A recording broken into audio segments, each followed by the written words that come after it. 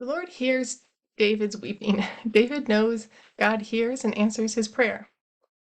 David is troubled by the wicked after him, but he's also recognizing himself as a sinner and asking God to not discipline him in anger and wrath. God's wrath is not for his children.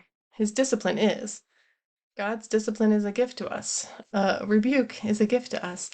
But God offers those things out of his love for us, not out of wrathful anger.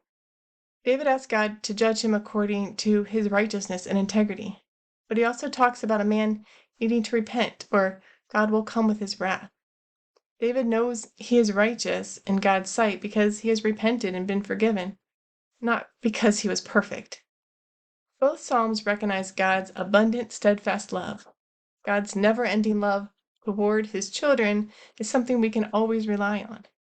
We can call on God to remember his love and can always expect him to act in his love. It's always his motivation toward us. The wicked will fall by their guilt, but David will get forgiveness and deliverance. What's the difference? David's heart is set on God's love. His heart is for God, turned toward him. He's looking to him for forgiveness and mercy and help and strength. David is expectant that God will come to his aid and deliver him.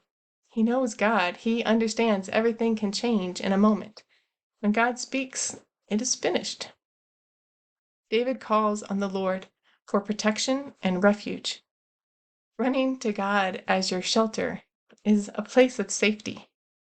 In his shelter is a place of rejoicing. It's a place of favor.